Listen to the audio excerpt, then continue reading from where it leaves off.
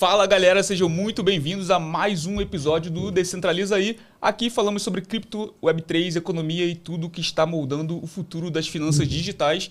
Eu sou Vitor Pereira, host desse podcast descentralizado e hoje falaremos sobre Bitcoin e energia. Bitcoin e energia ociosa. Sabe a relação entre esses dois itens aí que eu acabei de mencionar? Para isso, recebo Caio Leta.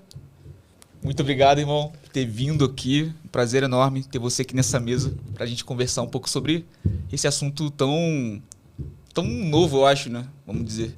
Imagina. Muito obrigado pelo convite. Valeu. E antes da gente começar, falar um pouco da Clever Wallet, que é o nosso patrocinador. Clever Wallet, que é uma carteira de autocustódia de criptomoedas, onde você pode armazenar mais de 40 blockchains, uma infinidade de tokens, de maneira gratuita, segura e transparente. Então, em algum lugar da tela aqui deve estar aparecendo um QR Code onde você pode escanear e ser direcionado diretamente para a Apple Store ou para Google Play, onde você pode baixar essa carteira e começar a ser dono do seu próprio dinheiro. Não perca tempo, faça isso. Valeu! Dados os recados. Caio, muito obrigado por estar aqui. E assim, a gente vai falar sobre um assunto bem interessante, um assunto que eu confesso que comecei a ter um pouco mais de noção depois da tua palestra que eu assisti lá na SatisConf, onde você falou sobre Bitcoin e energia ociosa. Cara, eu achei uma das melhores palestras do evento, que abriu meio que minha mente, assim. E aí eu lembro que eu tô lá tô assistindo a tua palestra, aí eu falei pra minha esposa, eu quero trazer esse cara pra falar sobre isso.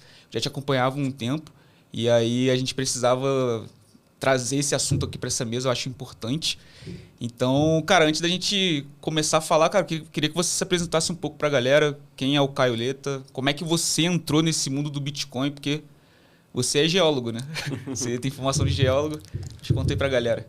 Bom, bem-vindo todo mundo. Não sei se é bom dia, boa tarde, boa noite, mas bom falar com vocês. Meu nome é Caio Leta.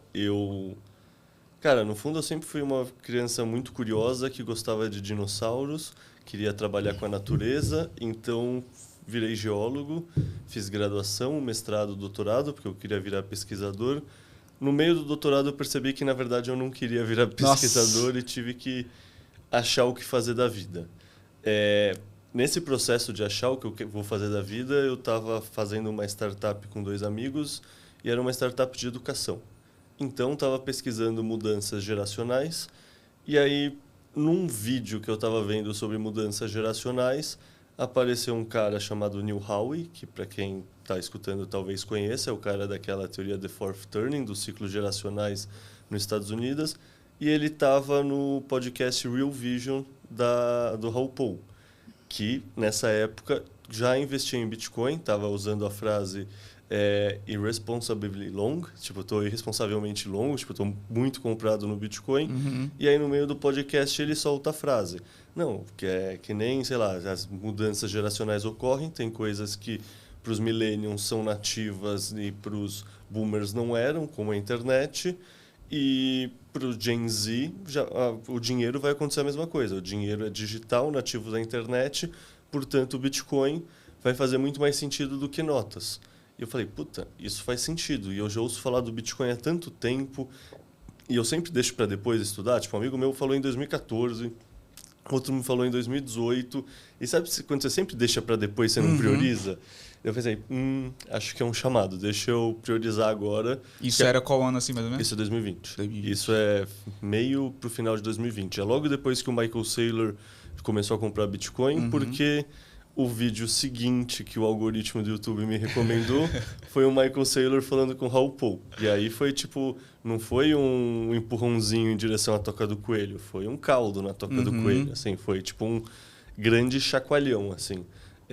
Sei lá, no fundo, desde que eu desse processo que acho que era outubro de 2020 até abril de 2021, tipo, minha vida virou de cabeça para baixo. Tipo, no fundo, eu já estava quase num burnout, porque eu estava nessa startup há 3 anos com meus amigos, junto com conciliar terminar o doutorado. E aí, sei lá, eu estava quase, sabe, com o olhinho tremendo, aquela coisa toda. Eu falei, pessoal, vou tirar um tempo meio off, porque minha cabeça não está aguentando, tipo, eu preciso dar uma descansada. Na primeira semana do tempo em off surgiu o Explica Bitcoin, que é o projeto que eu comecei a trabalhar no ecossistema Bitcoin, porque eu falei, eu não consigo ficar off mesmo, sabe? Essa coisa de sabático, eu vou pra praia ficar tomando sol, é muito mais uma idealização do que a realidade. Na realidade, você caça sarna para se coçar, provavelmente em algum hobby, alguma coisa de lazer que você goste. Eu queria estudar mais o Bitcoin. E aí, 5 anos depois, eu ainda estou aqui querendo estudar mais o Bitcoin. No fundo, as portas foram se abrindo. Eu trabalhei 1 ano e meio, acho que com Explica Bitcoin, traduzindo artigo do inglês para o português. Daí isso me deu ideias e vontade de escrever meus próprios artigos. Esses artigos viraram um livro. Eu percebi que as pessoas leem pouco. Resolvi que, em vez de artigos, ia fazer podcasts. Isso rendeu um convite para eu trabalhar numa startup que é uma mineradora de Bitcoin lá de Floripa, chamada Arthur Mining. Trabalhei 1 ano e meio, quase 2 anos lá. Trabalhei no começo no marketing, na parte de conteúdo, mas viram que eu tinha um doutorado, que eu sabia trabalhar com metodologia de pesquisa mesmo, então me puxaram para cuidar da pesquisa dentro da Arthur Mining. Pô, que maneiro. Daí eu fiquei 2 anos depois na BIPA também trabalhando com pesquisa. Daí é uma pesquisa um pouco diferente, assim, porque na Arthur Mining tem hardware, né? Tipo, em poucas palavras. Sim. Então, tem um quê de P&D. A pesquisa não é necessariamente educação e PDFs para educar o público. Na BIPA tinha mais essa visão de educar o público, seja o pessoal interno da empresa, porque, sei lá, a moça nova da contabilidade não precisa ser bitcoinheira. A moça do marketing e a design não são bitcoinheiros. Então, você precisa educar as pessoas da porta para dentro para elas manterem um ethos. E, ao mesmo tempo, você educa o mercado para o mercado ver você como uma referência e, portanto, comprar Bitcoin com a sua empresa. Fiquei lá até o final de setembro e agora, nos últimos meses, eu voltei a me dedicar ao Explica Bitcoin, para falar bem a verdade. Eu estou pensando em novos projetos, tem coisas interessantes acontecendo, mas como minha filha está para nascer, eu preferi muito mais tirar um tempo off e estruturar essa mudança de vida que vai ter, arrumar o quarto, arrumar a casa, puta, precisa mudar a cozinha, precisa comprar, sabe? Tipo, a chegada da minha filha não pode ser um motivo de estresse porque eu tô sem tempo. Eu quero aproveitar tendo tudo bem estruturado. Sim, sim. E estamos aqui hoje. Show de bola. Pô, esse Explica Bitcoin é um projeto muito maneiro, cara. Tipo, eu comecei a acompanhar, comecei a te conhecer a partir desse projeto mesmo. E acompanhando pelo Twitter e tal. Cara, é muito, muito top mesmo, assim. E eu não sabia que ele tinha surgido dessa maneira, assim. Tipo, de você saindo de uma startup e tal, com burnout, e você achou alguma coisa para fazer e achou... Explica o Bitcoin. Deixa eu te explicar um pouquinho mais o racional que eu acho que é interessante. Assim, eu queria estudar mais o Bitcoin. Eu pensei, tá, como eu faço isso? Se eu só ler o artigo, sei lá, querendo ou não, depois de meia hora lendo um negócio, que se o assunto é meio complicado, você está lendo aquele parágrafo mais denso, o seu cérebro desliga. Pelo menos o meu faz isso. Pensei, puta, eu preciso fazer uma coisa que eu seja cobrado. Como eu vou fazer ser cobrado? Já sei, vou fazer coisas que eu vou publicar e pessoas vão ler. Porque isso cria valor para elas, mas ao mesmo tempo, para mim, eu estou ganhando uma revisão descentralizada. Se eu escrever uma coisa que está errado, o pessoal... especialmente os bitcoinheiros, não vão ficar quietos. Eles vão me corrigir, vão tacar pedra. O que é bom, porque você vai se forçar a fazer bem feito. E na época ainda não existia o ChatGPT, que você dava Ctrl-C, Ctrl-V, colava o texto inteiro, ou o texto inteiro já saía em outra língua. Tipo, eu usava a inteligência artificial. Eu já sou filho de um mundo com inteligência artificial ajudando a novas oportunidades. Eu usava o Google Tradutor. Mas ele era ruim. Tipo, você tinha que fazer parágrafo por parágrafo, e você lapidava todo o texto, você revisava, requeria um quê de atenção. Sim. Então foram, sei lá, 1 ano e meio fazendo isso até portas começarem a se abrir. Isso, sei lá, eu comecei em 2021, isso é então meio de 2022, quando o Arthur me chama. Pô, isso é maneiro, porque também traz um senso de responsabilidade sua, né? Tipo, cara, eu não posso postar qualquer coisa aqui também que o nego vai cair em cima de mim. Cara, e entrando um pouco no assunto da nossa pauta aqui, de energia e Bitcoin. A primeira pergunta que eu queria fazer é: o que é a energia ociosa? Essa é uma pergunta muito ampla. Antes da gente entrar assim nessa correlação do Bitcoin com essa questão de energia. É que assim, muita gente, quando começa a estudar o Bitcoin, vai estudar mineração de Bitcoin. Quando essa pessoa vai estudar mineração de Bitcoin, ela para numa das primeiras barreiras que é assim, o Bitcoin gasta muita energia. Essa frase já está construída de um jeito bem enviesado, porque é gasta e não usa. E aqui a gente falaria que a gente está usando energia. A gente está usando energia, a gente não está gastando. Gastar parece que é um puta desperdício, sabe? Isso. Gastar é a geladeira que ficou com a porta aberta, é o Ar-condicionado ligado sem ninguém lá. Exato, sabe? Tem um juízo de valor. E, ao mesmo tempo, as pessoas têm a sensação, puta, vai ser mais uma fonte de demanda por energia na mesma rede, o que vai significar que a energia vai ficar mais cara para mim e para você. Então, eu vou ficar contra essa indústria de mineração de Bitcoin, com certeza. Só que a mineração de Bitcoin, ela tem uma frase que é interessante, né? A frase é assim,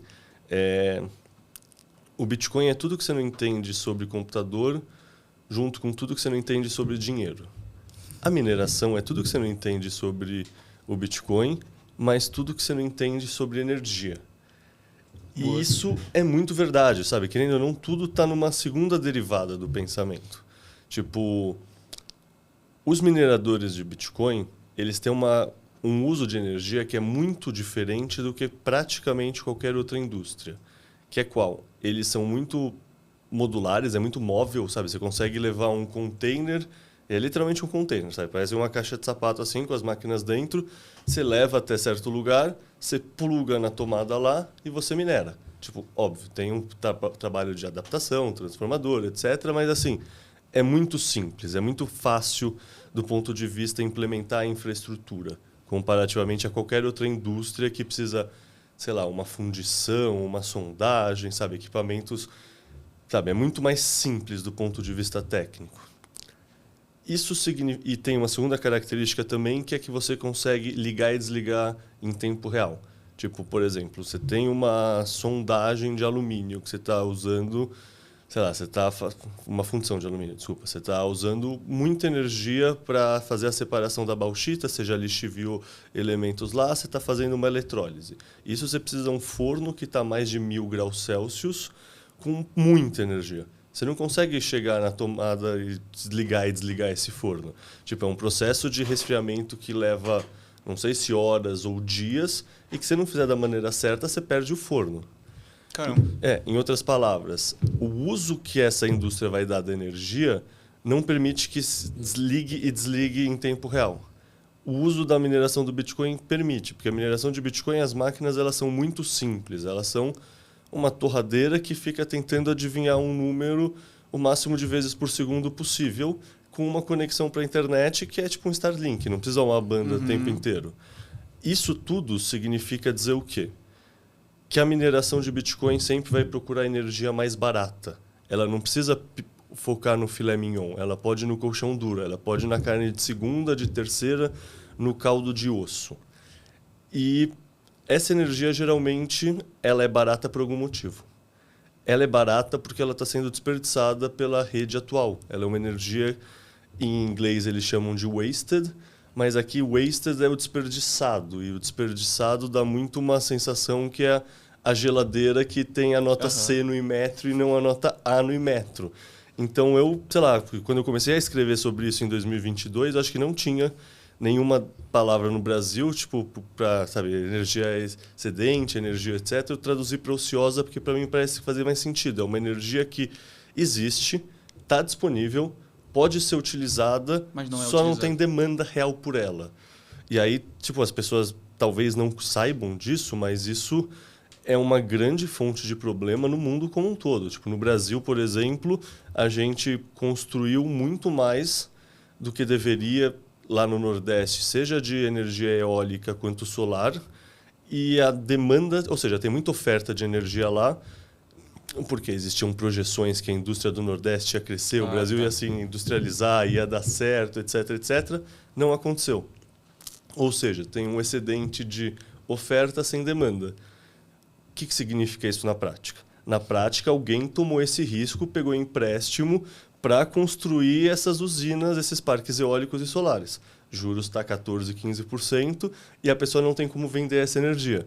Ou seja, ela está quebrando, ela está desesperada, ela precisa... Sei lá, a mineração de Bitcoin que é uma energia barata, mas é uma energia maior do que zero. Se alguém está pagando zero porque não tem demanda, pô, você me dá uma segunda fonte de demanda, é algo maravilhoso. Então, assim, em muitas palavras, né? Em poucas palavras já estão falando há bastante tempo. Não é boa. Mas, assim, a mineração de Bitcoin consegue monetizar essa energia que não seria monetizada de outra forma. Então, ela permite a gente usar qualquer desse tipo de energia que está sobrando. Eu falei do Nordeste, mas isso acontece meio que em qualquer lugar do mundo. Se você for olhar a rede energética do país, você vai ver que tem bastante desperdício.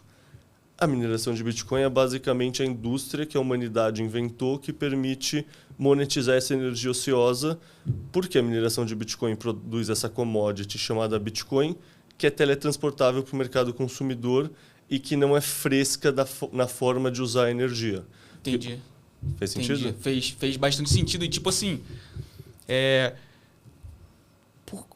uma dúvida que eu tenho é, tipo, por que tem... Pode ser uma dúvida meio bosta, mas só que, tipo, por que tem energia ociosa? Tipo assim, é mais por falta de... Sei lá, mais por falta de... tecnologia. É por incapacidade nossa de organizar e usar. Tipo, no fundo, se existisse muita demanda por essa energia, a gente estaria usando, por um lado. Por outro lado, teria que ter demanda... Como eu posso dizer assim? Sei lá, tem um lema que eu acho muito legal, que é assim... Isso é o que os geólogos da Petrobras falam, tá? É um ditado de geólogo que é assim... A idade da pedra não acabou por falta de pedra. Em outras palavras, às vezes você tem um recurso... E, às vezes, é hora que você consegue usar esse recurso ou não. Por exemplo, a gente tem muita energia sobrando no deserto do Saara na forma de energia solar. Por que a gente não está usando? Porque não é viável do ponto de vista econômico organizar essa energia e levar ela para o mercado consumidor. Então, assim, a gente tem acesso à energia, mas, às vezes, não é viável do ponto de vista econômico organizar essa energia, transformá-la em eletricidade e ela ser utilizável para o ser humano. Entendi. E aí, por exemplo, quando a gente fala em relação a essa relação entre Bitcoin e energia, querendo ou não, energia também é um ativo muito importante hoje para o mundo, né? Então, eu diria que é o ativo mais importante de todos, sendo bem... Sim. Então, tipo assim, eu lembro de você falando isso lá na palestra, tipo, você consegue desenvolver um pouco pra gente essa questão de, tipo, a importância que tem energia como valor, né? Como valor pro mundo, assim, globalmente falando.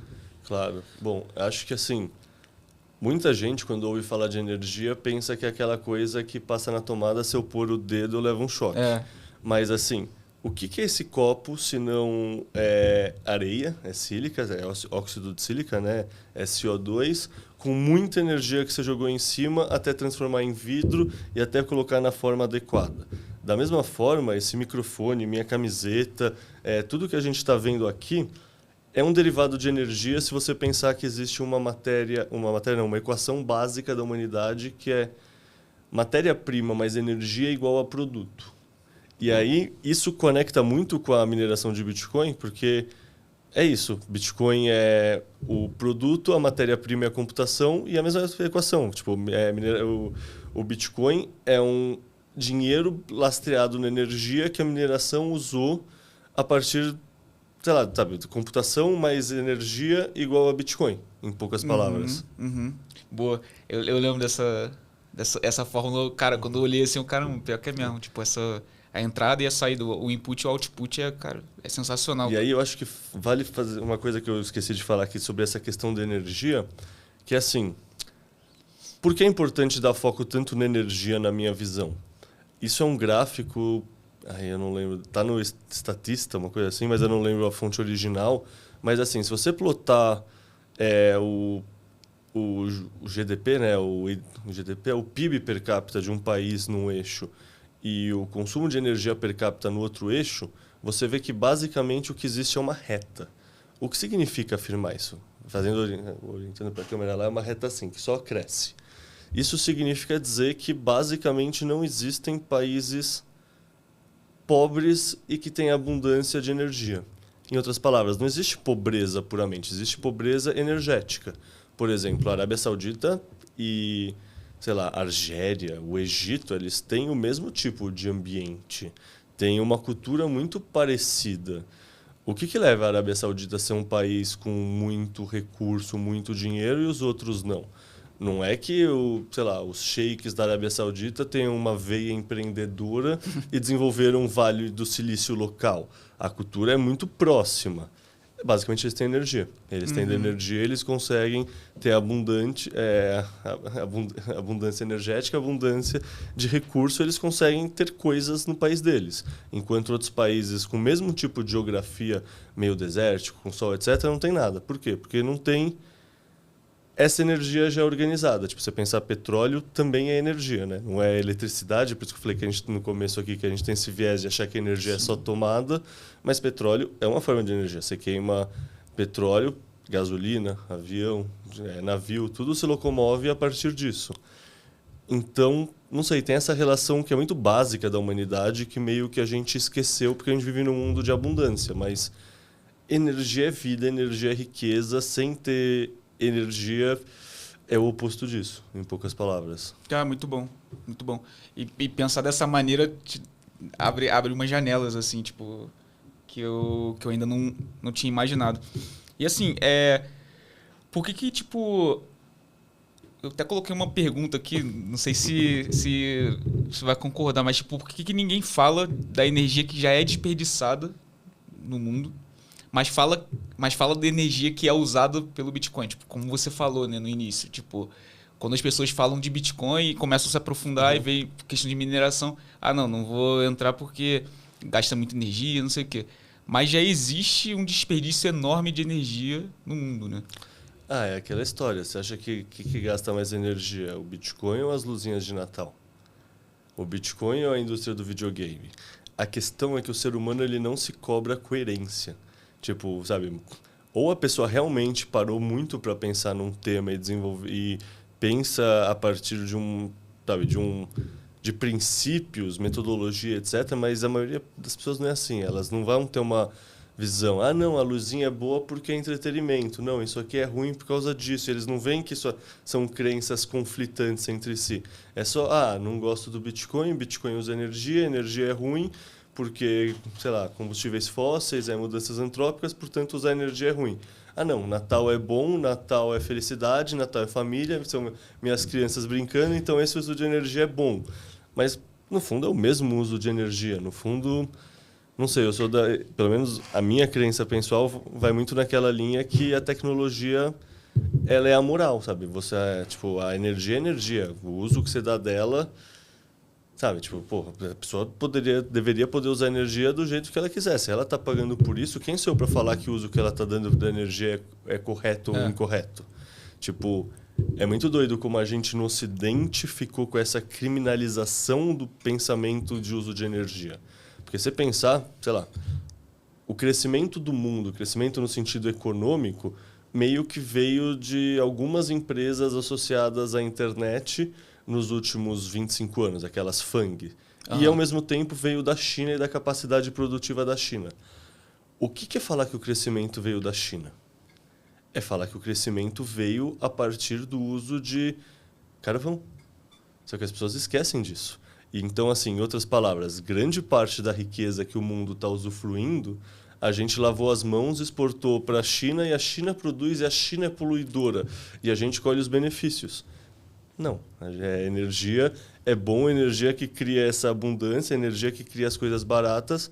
Ao mesmo tempo, às vezes, tem trade-offs, que é o que a sociedade está fazendo. Mas a gente aqui no Ocidente, quando fala que energia é ruim, a gente está basicamente pondo a mão assim, está fingindo que não está vendo, e aí não, os culpados são os chineses que usam a energia que eu não...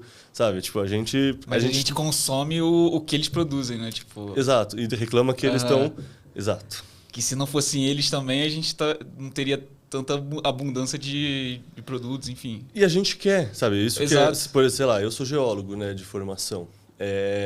Não, a Vale do Rio Doce tá lá em Carajás, está desmatando muito. Primeiro, isso não é verdade do ponto de vista Sob nenhum ponto de vista, na verdade. Porque, assim, você vê fotos satélite dos anos 70, tipo, o buraco da mina da Vale tá de um certo tamanho, você vê a foto satélite hoje em dia tá do mesmo tamanho, e porque a Vale precisa pegar uma área grande e precisa preservar quase tudo em volta. Uhum. A fotografia em volta nos anos 70 era só floresta. Fotografia aérea hoje em dia é tudo pasto fora a área da Vale. Por quê? Caraca. Então, por definição, mineração, você sempre quer uma anomalia, alguma coisa que gerou uma concentração muito atípica daquele metal em algum lugar. Então, por definição, é uma coisa muito focal. Você nunca vai degradar muito, você vai degradar localmente um negócio que, sim, tipo, tá, infelizmente eu quero usar um garfo de metal e não de bambu. E quem tá ouvindo também, sabe? E querendo ou não é isso. Ah, a gente reclama da Vale. Beleza, mas quantos garfos você tem em casa? Você podia ter um só por pessoa. Você tem 10, você tem 15, você tem um jogo de prata, você tem um garfo especial. Então, assim, a gente quer usar os recursos. É uma coisa nossa querer, sabe? Caraca, cara. Você falando isso daí, pra mim, tipo, é muito distante, cara. Tipo, você falou, pô, o garfo, eu fiquei assim, pô, é verdade, mano. Tipo, se não fosse essa questão de mineração, não teria garfo de... Uma loucura, cara. Às vezes a gente tem que se colocar nessa situação também. Ah, é um análogo ao pessoal que... Por exemplo, eu nunca matei uma vaca que eu comi. Uhum. Eu entendo o pessoal que fala, eu tô distante dessa parte da cadeia produtiva. Sim. E é o análogo, tipo, puta, não, você mataria uma galinha fazendo assim, depenaria ela? Eu não sei se eu ficaria meio chateado fazendo isso, mas eu tô distante. Da mineração é a mesma coisa, a gente reclama da degradação, mas a gente está distante, está usufruindo do produto sem entender que um conectou no outro. Exatamente. Tipo, quando você chega lá no mercado, tá a galinha lá já embaladinha, você nem... Pra você, nem... Ela não foi morta, vamos dizer, tá ligado? Mas, pô, aconteceu alguma coisa por trás ali. Ela já veio embalada, ela nasceu embalada. Exatamente. E assim, quando a gente fala dessa energia que existe hoje ociosa, além do Bitcoin, existe alguma outra maneira que o mundo tem se movimentado para utilizar esse tipo de energia ou não? Tipo, por exemplo, se não fosse o Bitcoin hoje, essa energia aí provavelmente ia ficar desse jeito mesmo e não ia ter nenhuma solução, vamos dizer. Eu não conheço outra solução tão boa quanto. De fato, eu não conheço, assim, porque, por exemplo, o pessoal fala, não, mas, inteligência artificial é só processamento de dados também, por que você não usa essa mesma energia para processar dados? E aí a resposta é que essa energia ociosa, geralmente, ela está nas bordas da rede, ela não está no centro, ela é sempre um lugar de difícil acesso, com uma conexão não tão boa, sabe? Ela não está, sei lá, no centro de São Paulo, ela está na periferia da periferia, sabe? Tipo, ela está lá na zona rural, ela está num lugar que... Ou seja, em outras palavras, se você tem uma energia que não está nas bordas, ela provavelmente não estaria ociosa. Então, você precisa uma característica que a indústria que vai utilizar essa fonte de energia tenha características que permitam elas utilizar essa energia que não é o filé mignon. E aí, por exemplo, um data center de inteligência artificial. Você precisa estar com o seu uptime, precisa ser 99,999% do tempo. Imagina você faz a pesquisa lá no Google e ou no ChatGPT e ele só demora para dar sua resposta porque teve que desligar porque aconteceu algum problema. Está tendo uma tempestade de areia no lugar. Tipo, tem uma expectativa para o uso diferente. Enquanto isso, a mineração de Bitcoin precisa trocar um pouquinho de informação a cada 10 minutos. E se não trocar essa informação, paciência, perdeu 1 hora, 2 horas, 3 horas de mandar dados, mas fora isso não mudou nada, sabe? Não teve uma dificuldade de desligar, que nem eu falei sobre a indústria do alumínio lá na Islândia, não tem essa questão de banda. Por exemplo, o pessoal que pensa que a inteligência artificial vai competir com a mineração de Bitcoin nessa busca por energia, no fundo, assim, as localidades premium vão ser da inteligência artificial, todas as outras vão ser da mineração do Bitcoin. E aí eu também falei há um tempo atrás que o Bitcoin é uma commodity digital. Tipo, no fundo, assim, o que você faz? Como você monetiza uma energia ociosa?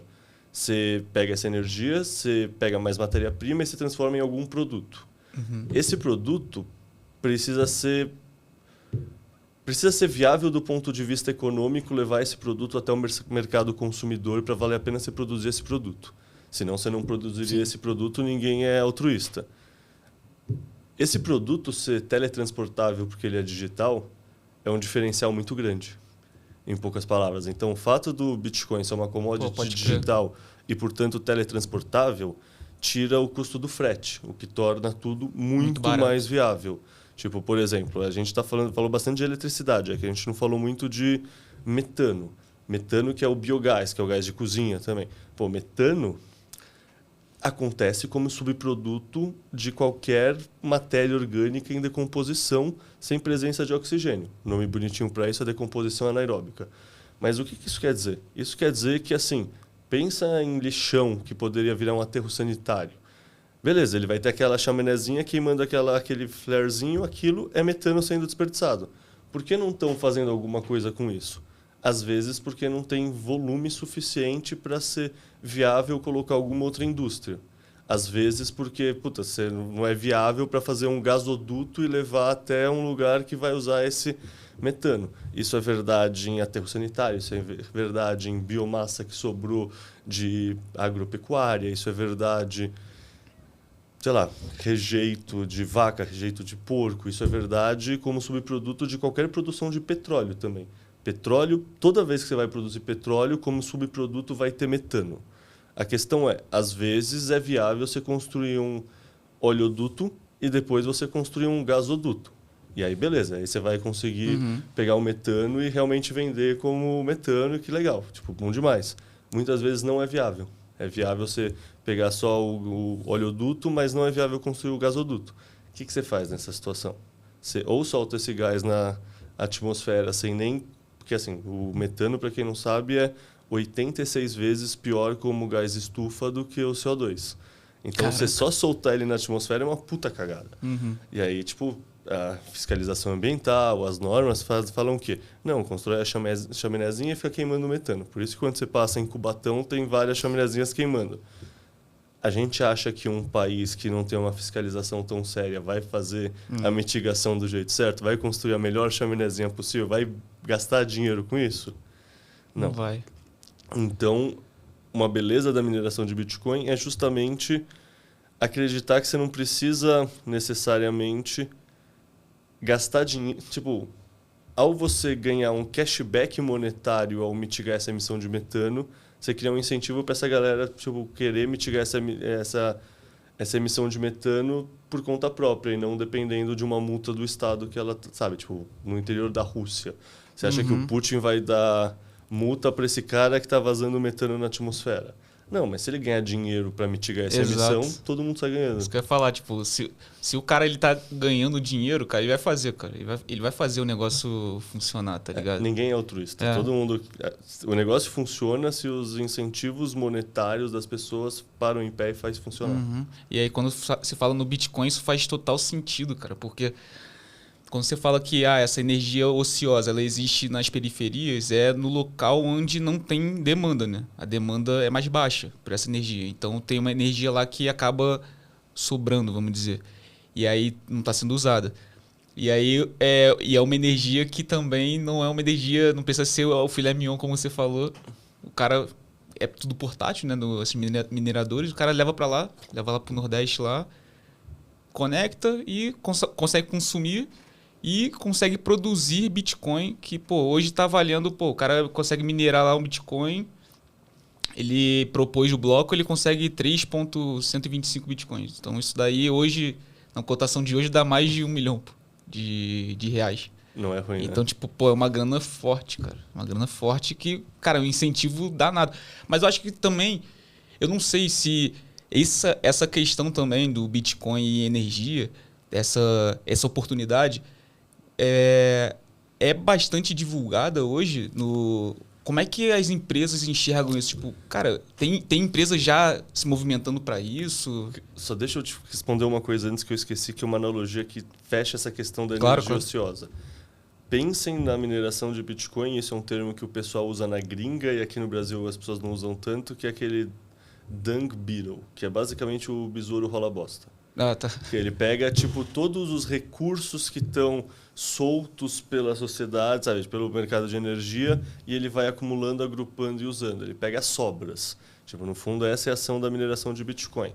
E aí, o que você me perguntou, cara, assim, eu trabalhei na Arthur de 2022 a 2024.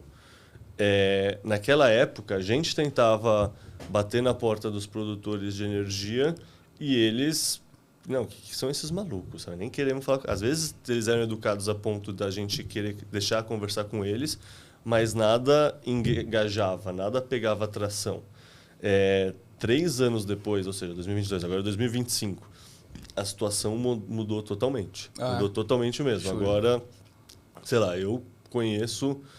sei lá, algumas empresas listadas na Bolsa Brasileira que estão começando a se envolver, pelo menos no, sabe, pesquisa e desenvolvimento. Ah, não, vamos ver, rodar em uma usina para ver se faz sentido. Não, vamos começar com 1 ou 2 megas para ver se faz sentido. Tem papos de players grandes querendo entrar no Brasil, assim. É uma realidade que... provavelmente daqui a 2 anos a gente vai estar falando, nossa, que surpresa, né? No Brasil agora já tem mais de 200, 300 megawatts sendo utilizados na mineração de Bitcoin. Nossa, isso foi rápido, né? Porque assim, a gente tem uma rede muito grande que foi muito mal gerida e tem muitos desequilíbrios. Eu citei o Nordeste como um exemplo, mas tem muitos desequilíbrios no Sudeste também. Tipo, por exemplo, quando eu estava na Arthur, eu escrevi um relatório, um artigo, que era como choveu demais no Sudeste, então muitas hidroelétricas estavam abrindo vertedouro. Abrindo vertedouro por quê? Porque não podiam usar todas as turbinas, porque não tinha demanda absorvendo essa energia. Caramba. Isso é uma puta cagada. Isso é potencial humano jogado fora. Se energia é igual a progresso e energia é igual a riqueza, jogar energia fora é abrir mão disso, tá ligado? E isso, não sei, no fundo isso não é uma realidade só do Brasil, sabe? Tipo, é uma realidade de qualquer país do mundo, vão ter ineficiências energéticas.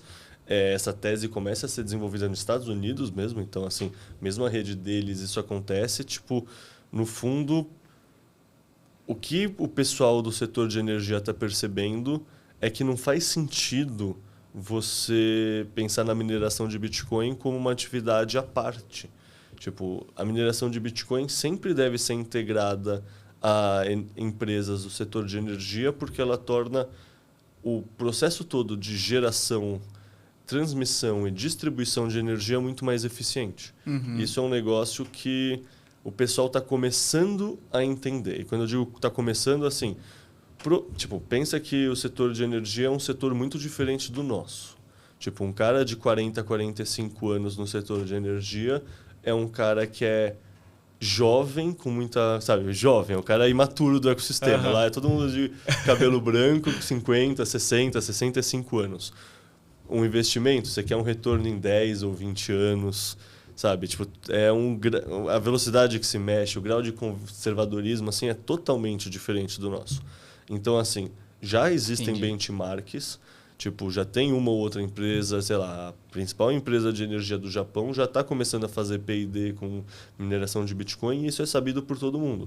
Empresas relevantes dos Estados Unidos já estão fazendo P&D com mineração de Bitcoin e isso é sabido por todo mundo.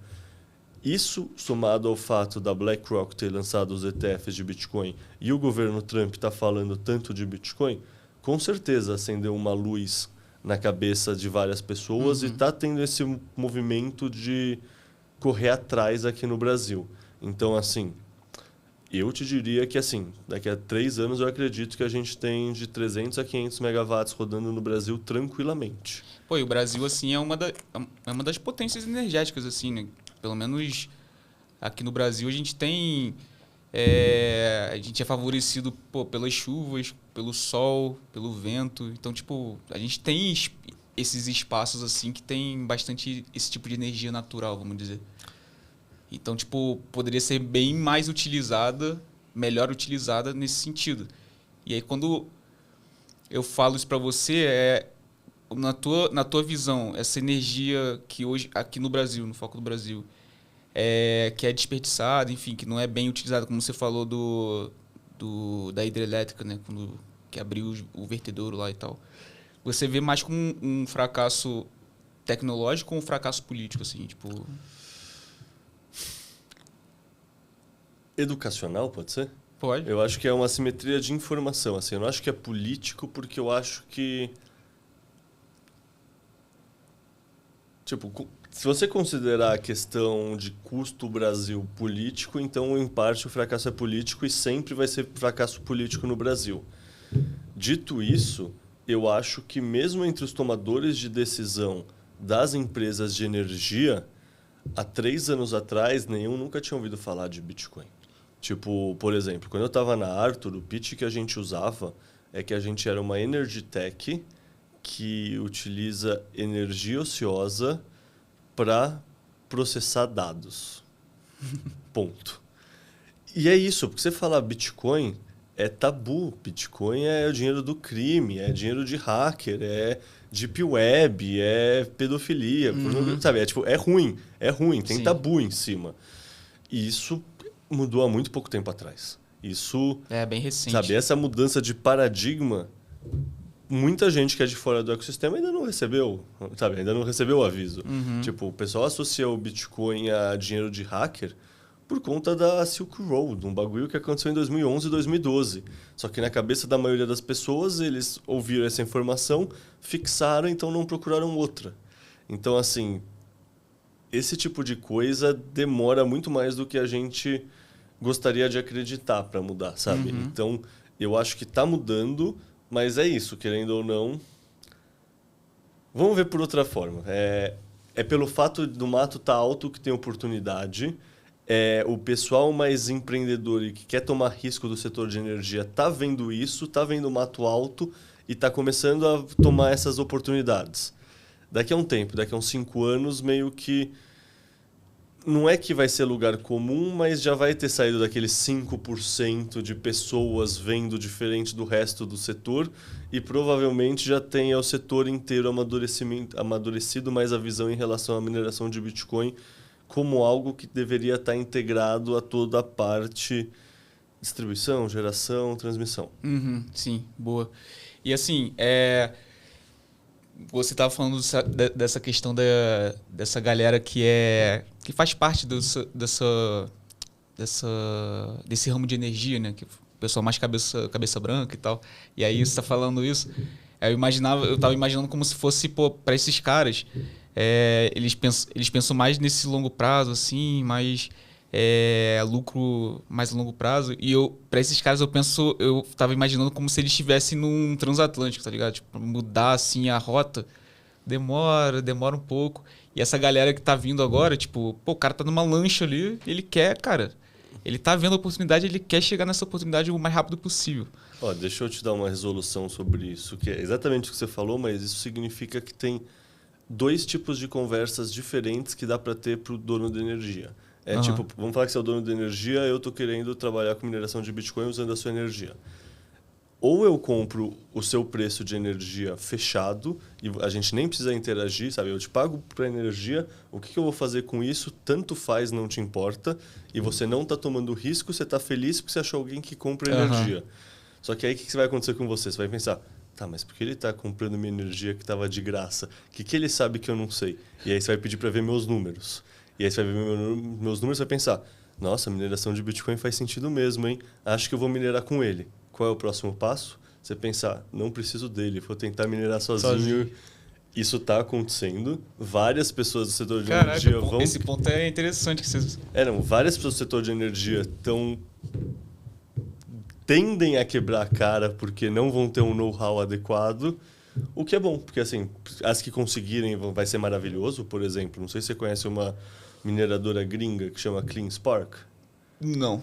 Assim, se eu fosse investir, isso não é recomendação de compra, de venda, de nada, mas se eu fosse investir em ações de mineradoras, sem dúvida seria uma que eu olharia com muito carinho, veria toda a questão de valuation, etc., mas veria com muito carinho porque eles eram operadores de rede, era uma empresa do setor de energia dos Estados Unidos que olhou o Bitcoin e falou, caramba, isso aqui faz sentido. Ou seja, eles já dominavam o setor de energia. E isso é uma raridade. Geralmente é um cara meio cowboy do setor de mineração de Bitcoin. Gosto de Bitcoin, vou minerar, sabe? Na cara e na coragem.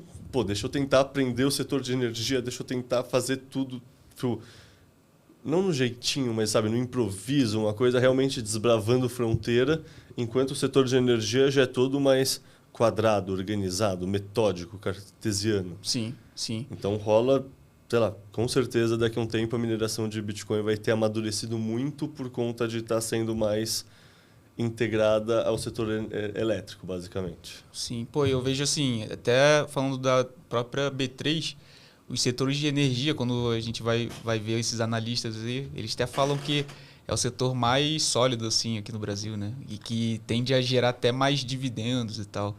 Pô, imagina esses caras entendendo e compreendendo essa oportunidade que pode chegar na porta deles ali e ainda escalar ainda mais esses lucros, né? Sem dúvida. O problema é que, assim, isso faz sentido, mas eu te falei, essa questão do, puta, por que... Por exemplo, estava conversando com um cara que é dono de uma PCH, que é uma pequena central hidrelétrica, que são coisas que vão até 20 ou até 60 megawatts, não lembro, acho que é 20. Mas, enfim, não, a gente não tá... Essa usina aqui não está ligada na rede, a gente não tem o que fazer com energia. Não, beleza, você não tem o que fazer para energia, para nossa operação fechar, a gente precisa comprar essa energia a $35. Não, $35 não dá, eu preciso pelo menos 60. Cara, você prefere ter 35, que é o que fecha a conta para mineração de Bitcoin, ou ter zero porque você acha que valia 60, porque 60 é o que a rede paga. Então sempre tem uns... Caraca, cara, que doideira. Tipo, tu já não vai ganhar nada, cara. Tá então, ligado? mas é isso, tipo, não, mas calma. Esse é o primeiro passo do processo, essa teimosia, esse começo que vai se aprofundando para eles ficarem interessados. Tipo, ou seja, sabe quando você acabou de pular num açude e a lama subiu e ainda tem, tá tudo turvo e o pessoal tá meio... É meio que isso, o pessoal ainda tá... Se eu for fazer uma síntese como tá o setor de elétrico do Brasil olhando para a mineração de Bitcoin, é isso, já sabe que existe o Bitcoin, o que é muito diferente de 2, 3 anos atrás, quando eu nem recebia dentro da sala para conversar, mas ainda está meio tateando no escuro, ainda está tentando entender o que está acontecendo, tem muitas conversas acontecendo entre diversos players, diversos mineradores, diversos fundos de investimento, diversas empresas de energia, e o pessoal está meio que tentando encaixar coisas para fazer projetos saírem. Eu acho que alguns desses projetos, dessas conversas que eu sei que estão acontecendo, vão sair, mas... Provavelmente alguns e não todos. Sim, sim. Pô, boa. E aí, eu sei que você falou um pouco no início isso, mas eu queria aprofundar um pouco mais. Em relação a como o Bitcoin torna essa energia monetizável e o porquê, você já falou um pouco disso, mas o porquê que a gente consegue... Por que o minerador de Bitcoin consegue instalar isso onde poucas pessoas conseguem, poucas indústrias conseguem, vamos dizer. Bom, o porquê o Bitcoin monetiza energia é basicamente isso. O Bitcoin... o que é a mineração de Bitcoin? A mineração de Bitcoin é o processo de validar as transações de Bitcoin e, ao mesmo tempo, consolidar elas na blockchain, né? Para você fazer isso, você precisa... No fundo, todos os mineradores do mundo disputam entre si o privilégio, o direito de ser o minerador que vai gravar o próximo bloco de transação na blockchain e ganhar toda a remuneração que está no bloco. Tanto os bitcoins que estão sendo emitidos quanto a taxa de transação. Para participar dessa competição, para ver quem tem o direito de minerar esse bloco, consolidar esse bloco de informações, vamos pensar que essa competição para ver quem tem esse direito é como se fosse um grande bingo e uma bolinha vai ser sorteada, ou uma cartela vai ser fechada, ou uma bolinha vai ser sorteada. Vai ter um ganhador a cada 10 minutos. Quanto mais poder de processamento computacional você tiver, mais cartelas você tem nesse bingo. Se você tem mais cartelas nesse bingo, você tem mais chance de ganhar dinheiro. Em outras palavras, você precisa ter mais energia para mais computadores estarem funcionando ao mesmo tempo, que significa que você vai ter mais poder de processamento, mais poder computacional, o que aumenta a sua chance de ganhar dinheiro minerando Bitcoin. Então, os mineradores de Bitcoin sempre buscam ter o máximo de energia possível para fabricar o máximo de... Fabricar entre aspas, né? Para, ao minerar Bitcoins, ao consolidarem esses blocos de transações, eles serem remunerados com o máximo de Bitcoins possíveis. Então, de uma maneira bem simples, no fundo, energia mais poder de processamento igual a Bitcoin. Você, com mais energia e mais máquinas processando esses dados, mais Bitcoins você tem no final. Essa era a primeira parte. A segunda parte... Aí gera o Bitcoin. Com esse Bitcoin, ele, na teoria, ele paga o que foi de gasto de energia e o restante ele utiliza de lucro. Aí você fica para você. E aí a segunda parte é por que o minerador de Bitcoin consegue instalar sim. em locais onde muitas indústrias não conseguem, assim, vamos dizer. A indústria mineração de Bitcoin é uma indústria extremamente simples e robusta, talvez seja a palavra, não sei. É tipo aquele carro que não dá problema, sabe? Tem várias indústrias que são muito sofisticadas e você precisa estar numa temperatura adequada. Por exemplo, no meu mestrado, eu fazia umas análises isotópicas de concentração de chumbo que eu entrava num laboratório que é de pressão positiva. Ou seja, sempre tem ar sendo bombeado dentro desse laboratório, sendo filtrado, e o ar só sai desse laboratório. Por quê? Porque, cara, se entrar 2 microgramas de chumbo que eu tossi em cima da amostra, eu já contaminei a amostra inteira. Então, tinha uma antessala, eu trocava de roupa na antessala, colocava a roupa que está só na antessala, punha a luva, punha o jaleco, etc. e entrava. Nossa, agora eu não lembro que eu entrei aqui nesse... A gente estava falando da questão da indústria de ser da muito sofisticado. Isso. Mineração de Bitcoin é o oposto. É o oposto disso. É mais rústico, né? É 100% rústico. Assim, você liga os computadores, que a gente chama de ASIC, né? Que é um computador específico de mineração. Só para fazer isso, eu falo brincando que eles são torradeiras. Porque no fundo eles são. É um computador... E é um negocinho desse tamanho. Desse tamanho, você pluga vários em sequência assim... E você vai, você faz um acompanhamento remoto, vendo a temperatura de cada uma das ASICs, você consegue fazer uma modelagem preditiva de quantas ASICs você vai ter que fazer manutenção. Você tem uma modelagem de, esse lote que dessas S21, por exemplo, costuma começar a dar problema na ventoinha quando tem 8 a 9 meses. Então, vamos fazer uma manutenção preventiva, etc. Você faz essas modelagens... Mas você não precisa ter alguém na fábrica no dia a dia, sabe? É quase como se fosse uma... É uma operação muito simples, comparativamente a quase qualquer outra operação, pelo menos que me passa pela cabeça, assim, sabe? Não precisa ter várias pessoas tomando conta, várias pessoas manejando as coisas, sabe? É o oposto de algo sofisticado. Isso significa que é muito simples implementar. Você precisa... Por exemplo, você pode fazer isso no lugar mais frio, no lugar mais quente. No lugar mais quente você vai precisar colocar mais ventilador. Mas roda também, você não vai precisar... Sabe, basicamente é como se fosse um Jeep Bandeirantes e não uma Ferrari. Sabe, não é o carro mais rápido e mais potente, mas é o mais resiliente, que aguenta poeira, que aguenta estrada esburacada. De uma maneira metafórica, essa é a indústria da mineração de Bitcoin. Cara, essa questão é muito interessante. E, tudo isso acaba incentivando, cara. Acaba incentivando o cara a ter uma mineradora de Bitcoin ali no portfólio dele. E aí, em relação a você, assim, você já... Mais uma curiosidade, assim, você já implantou isso? Você já implementou uma mineradora, assim, de Bitcoin, colocou para rodar, enfim? Então, eu já minerei em casa, mas acho que não é desse tipo de mineradora que você está falando.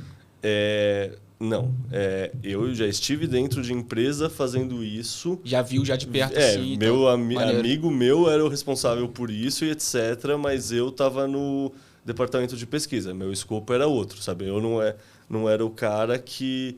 ia até o container e ficava instalando as máquinas, fazer o acompanhamento do cabeamento, esse tipo de coisa.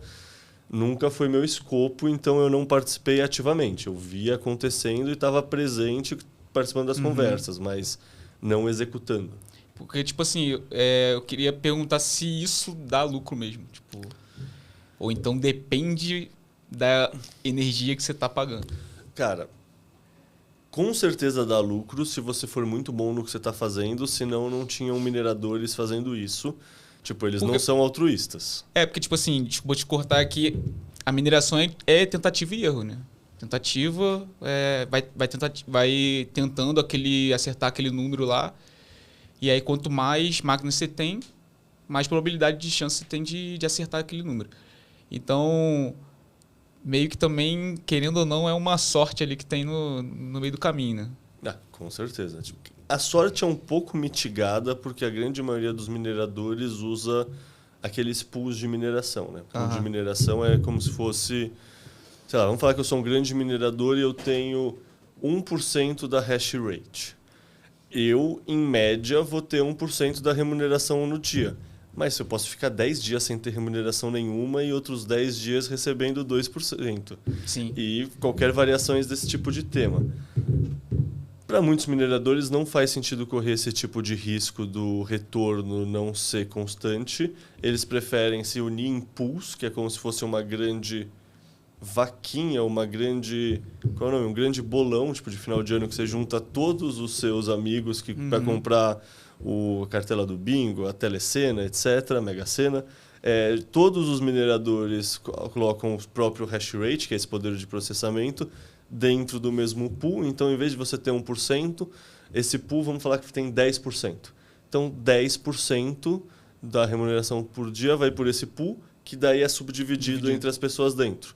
Então, isso tira um pouco do fator sorte. Não é que tira totalmente, ainda tem uma questão estatística, mas tipo, isso tira bastante do fator sorte. Ainda tem os caras que são malucos que tentam fazer aqueles mineração pessoal que eles chamam de loteria da mineração, né? Lottery mining, que assim, eu não vou minerar com pool nenhum, eu vou assim e eu vou gastar o mínimo de energia, sabe? Muita pouca energia e quem sabe eu ganho 3 bitcoins.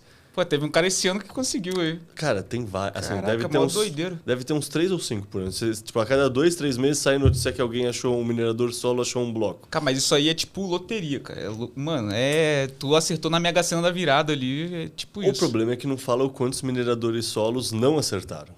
Tipo... Exatamente. Mas aí, falando sobre mineração, faz sentido investir? Cara, que no fundo acho que é o que você estava perguntando em outras palavras. Eu jamais tentaria minerar em casa, porque no Brasil a energia é gerada, depois ela é transmitida, depois ela é distribuída. O custo da transmissão e da distribuição tem muito encargo e torna a energia que sai da tomada muito cara. Então, para a pessoa física escutando a gente, a chance de valer a pena assim, é baixíssima. Sabe? Você precisa ter uma fazenda que tenha uma hidrelétrica pequenininha, ou você tem painéis solares e está sobrando muita energia, sabe? Precisa ter alguma coisa muito específica para fazer sentido para a pessoa física. Porque aí seria energia gerada, né? Não, a energia já está de graça. Tipo... E aí não passaria nem por transmissão, nem distribuição. Exato, que é quando as pessoas quando eu digo que os mineradores querem minerar no Brasil, é isso, eles querem direto para geração. Sim. Eles não querem... Mas mesmo assim, puta, você quer ser um minerador de Bitcoin. É muito difícil. É um dos setores mais difíceis. Assim, é muito competitivo. Você sabe que a cada 4 anos a remuneração é cortada pela metade. Você está competindo globalmente. Então, você está competindo com o cara no Butão minerando usando energia de graça do governo do Butão. Você está competindo com o Putin usando gás natural que está sobrando na Rússia porque os Estados Unidos ou a Ucrânia ou alguém explodiu o gasoduto lá, o Nord Stream 2, e o Putin tem que fazer alguma coisa com aquele gás natural. Está minerando Bitcoin com energia ociosa. Sabe, você está competindo num mercado global de taxas muito baixas. O próprio Paraguai também, né? Que tem uma galera indo pra lá. Taxas não, margens. Mas você está com um mercado global assim, dificílimo. Tipo, não sei se você sabe quem é o Rafa Zaguri. Rafa Zaguri é CEO de uma das maiores mineradoras do mundo, um bitcoinheiro brasileiro. Amigo meu da pessoa física, eu converso com ele, eu já perguntei para ele, e aí, você investiria em mineração de Bitcoin? Ele dá uma risada e fala, Não, mineração de Bitcoin é muito legal e etc, mas eu acho que para pessoa física é melhor comprar Bitcoin e guardar em autocustódia. Tem muitas pessoas que não podem comprar Bitcoin e guardar em autocustódia que começam a minerar Bitcoin. Por exemplo, vamos falar que o Brasil quer ter Bitcoin.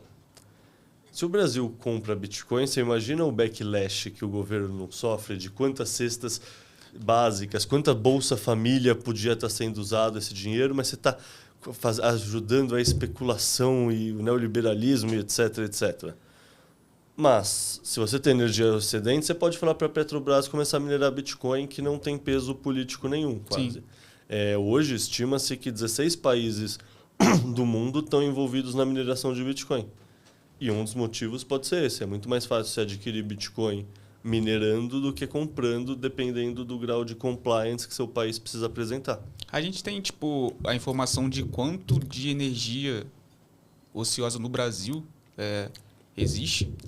Tipo, em termos de quantidade, assim? Não conheço, daria para fazer uma estimativa. O problema é que não existe uma definição formal do que é considerado energia ociosa ou não. Tipo, por exemplo, o sol que está batendo no Nordeste não está sendo capturado, a gente vai chamar de energia ociosa, ou a gente vai chamar de energia só a energia que já está sendo gerada e não está sendo usada.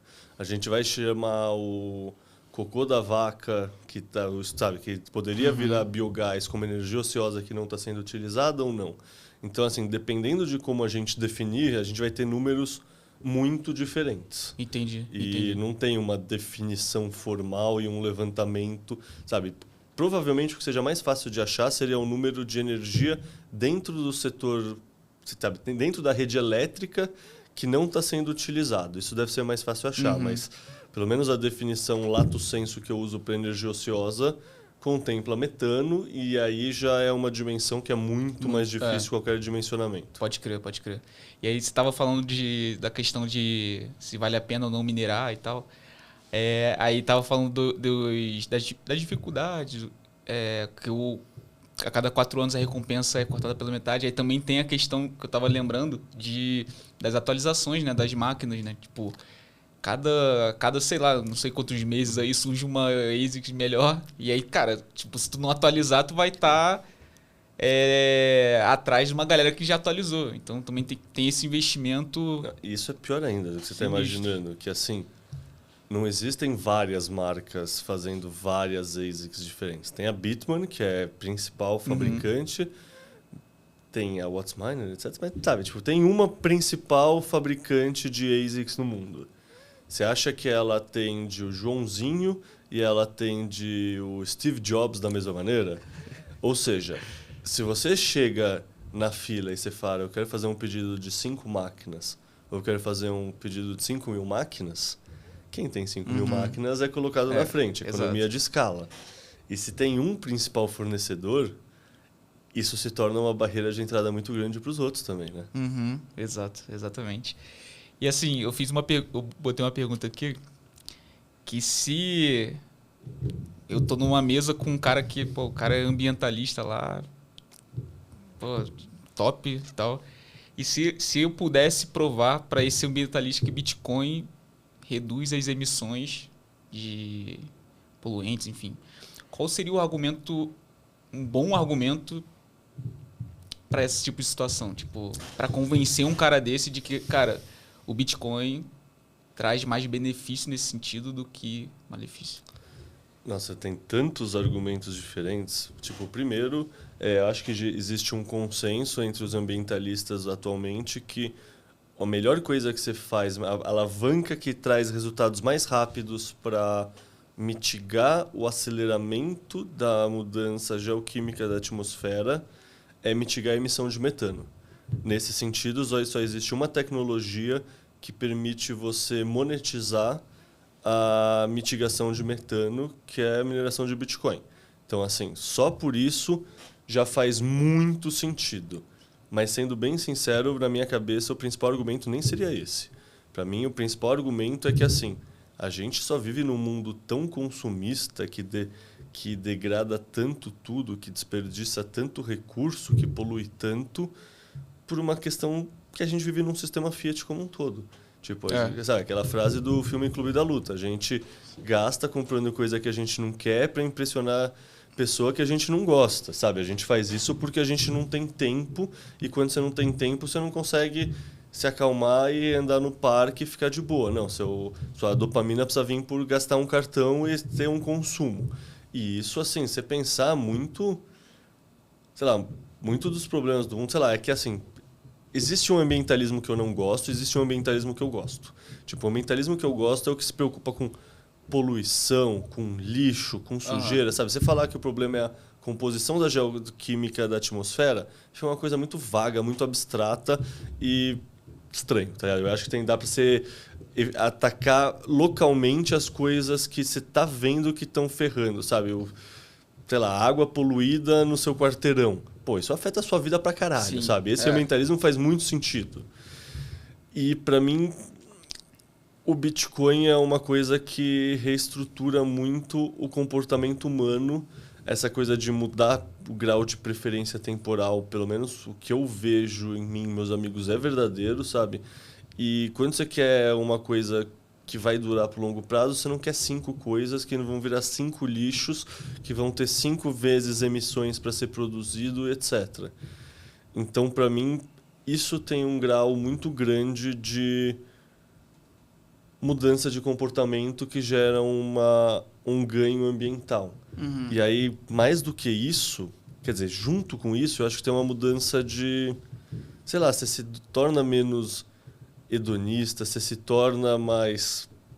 Não sei, eu acho que, sabe, a mudança que o Bitcoin gera no ser humano gera um uso diferente de recursos que é bom para a sociedade como um todo.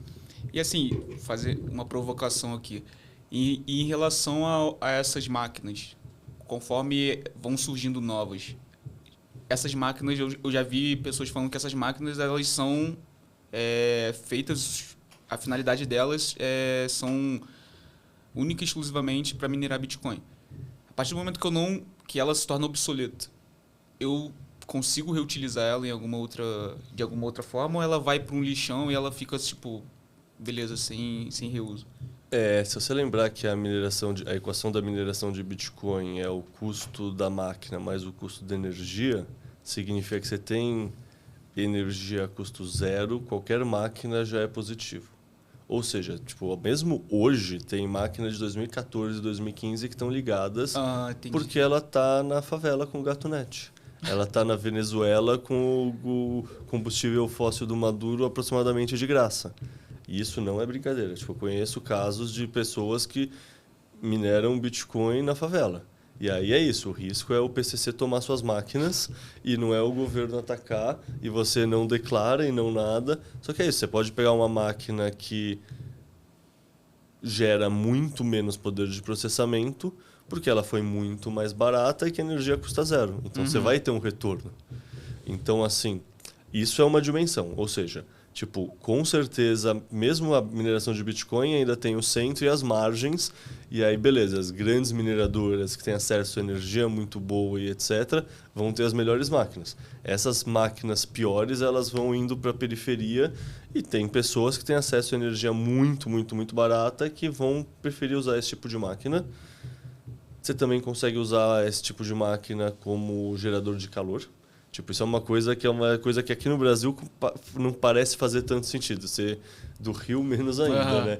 Mas, tipo, sei lá, o pessoal na Alemanha, o pessoal no norte do Canadá, norte dos Estados Unidos, etc., muitas vezes o subproduto da mineração de Bitcoin, que é o calor, é o desejado. Tipo, às vezes eles usam máquinas de mineração de Bitcoin para esquentar uma estufa.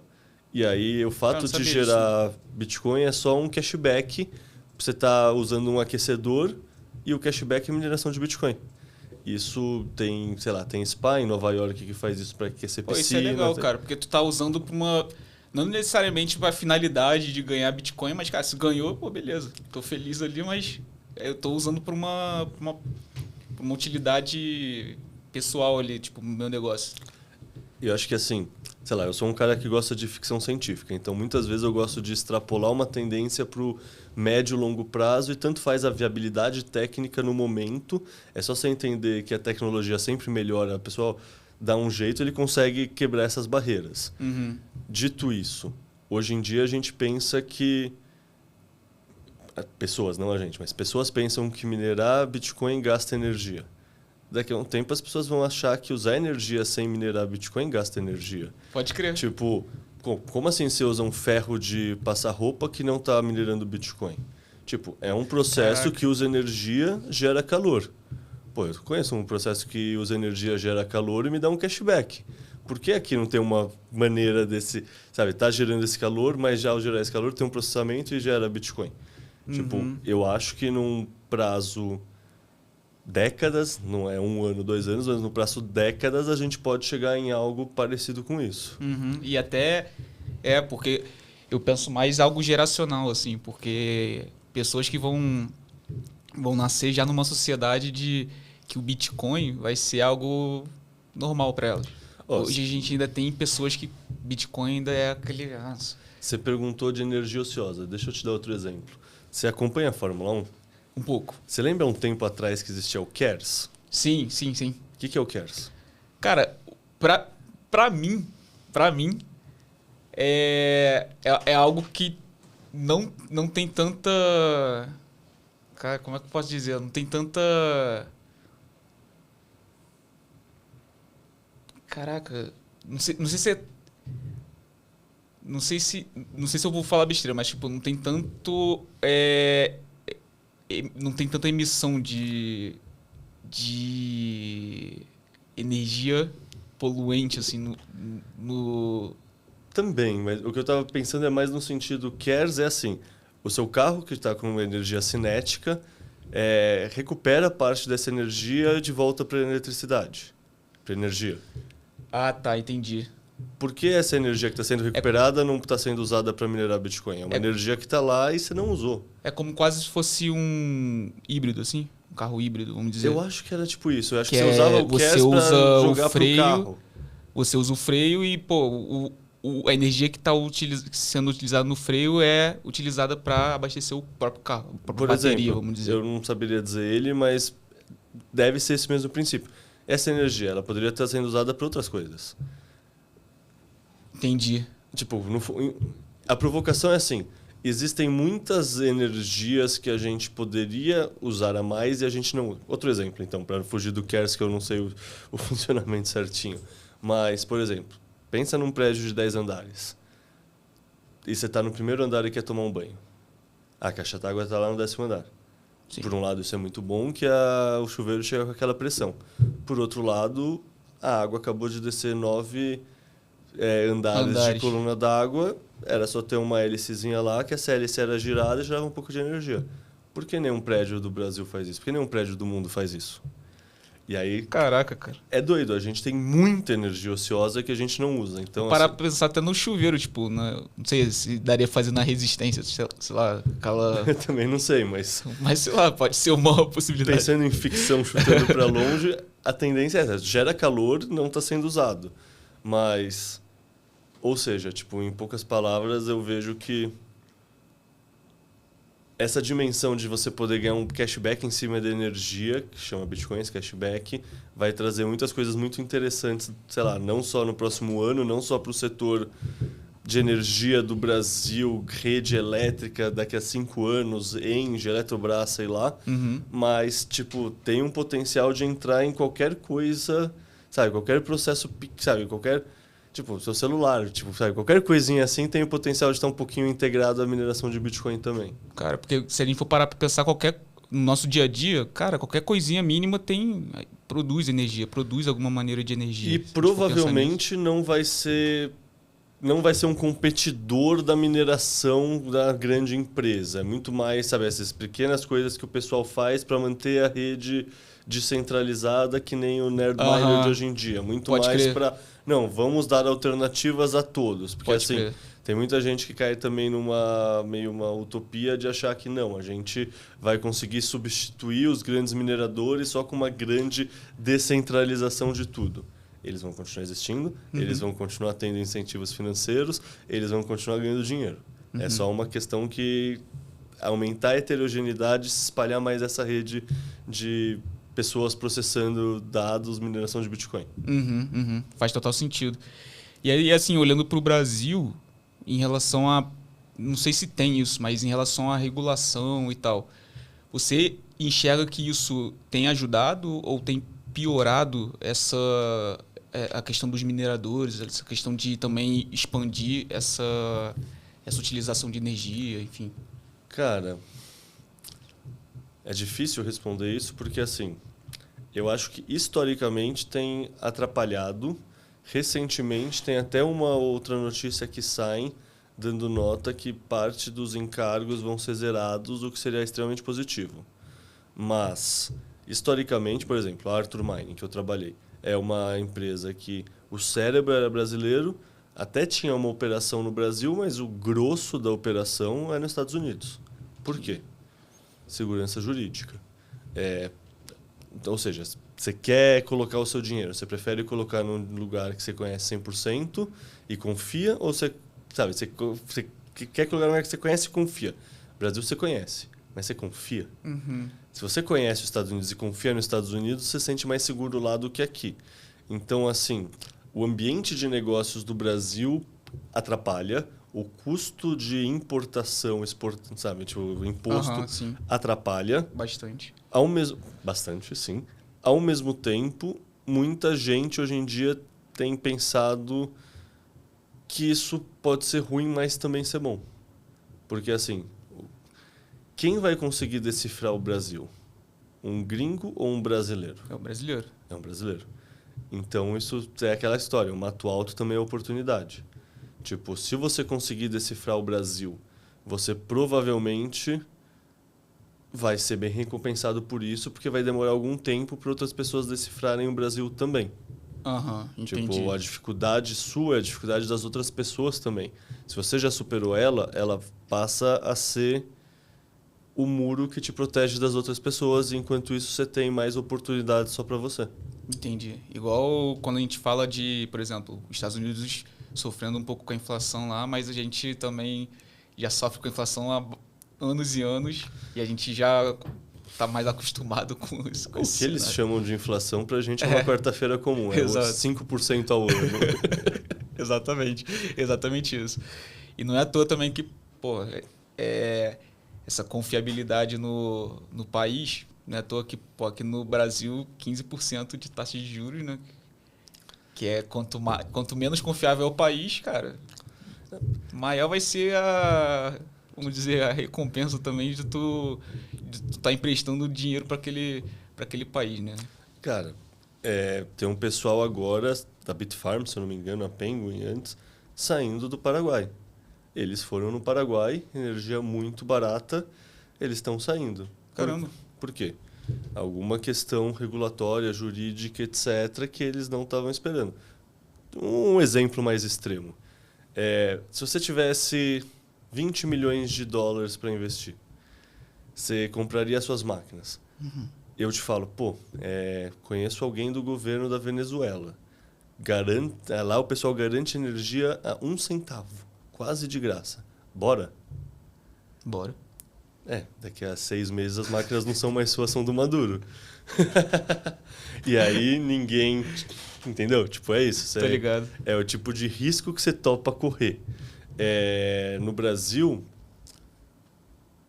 tá melhorando esse risco. Tá melhorando bastante esse risco, mas é aquela história de velocidade relativa, né? De 1 para 2 você aumentou 100%. De 2 para 3 você aumentou só 50%. Tipo, sabe?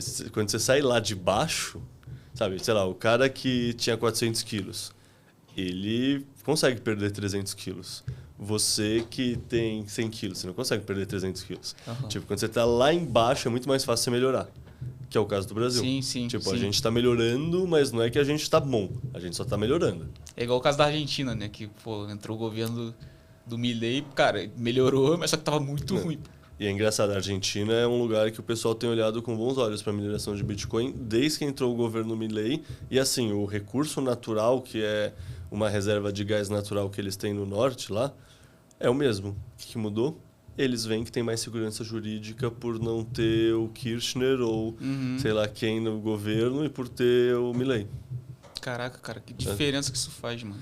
Tem muita gente imaginando que a Bolívia pode ser uma nova jurisdição interessante porque tem muito gás natural e saiu à esquerda para entrar à direita. E aí eles pensam que isso pode significar mais segurança jurídica. Caraca, é uma... É até uma resposta, assim, né? Tipo, pro mundo. Ó, mudou aqui um pouco o governo, então pode ser que as coisas melhorem aqui, vamos dizer. Isso é uma dessas coisas... Na teoria, né? É foda, porque assim... Porque, tipo, também... Pô... O ideal era isso não importar, porque a nação era estável o suficiente para ter transição entre um polo e o outro, mantendo uma estabilidade institucional. Na América Latina, isso não é o caso. Em poucas palavras. Pode crer. Cara, e assim, caminhando já aqui pro final do nosso podcast, eu queria só a gente passar um pouco em relação a críticas e mitos sobre a energia do Bitcoin e tal, pra gente finalizar. E aí, fiz umas perguntas aqui. O que é mais prejudicial ao planeta? O Bitcoin ou os grids elétricos ineficientes que desperdiçam gigawatts diariamente? Grids, sem dúvida, grids ineficientes. O Bitcoin é extremamente positivo para o planeta. E assim, tu enxerga algum mito entre energia limpa e energia suja?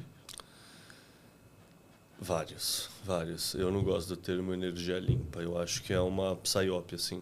Sendo bem sincero. Eu acho que energia é bela e moral de qualquer forma, em qualquer motivo. Eu acho que o ser humano caiu... Energia é o quê? É belo e moral o uso de energia em qualquer momento, em qualquer circunstância, sempre. Aqui eu vou falar coisas que são bem heterodoxas.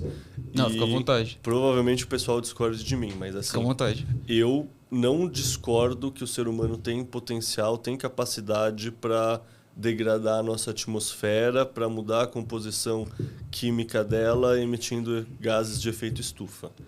Eu não concordo com isso em nada. Mas concordar com isso não significa que a resposta é parar o desenvolvimento humano. Tipo, isso é um pensamento muito neo-malthusiano. Malthus é aquele cara de 1800 que fala que a população cresce em PG, o progresso tecnológico, capacidade de produzir alimento cresce numa PA e, portanto, vai ter fome, miséria, destruição, catástrofe, etc. Ele estava errado.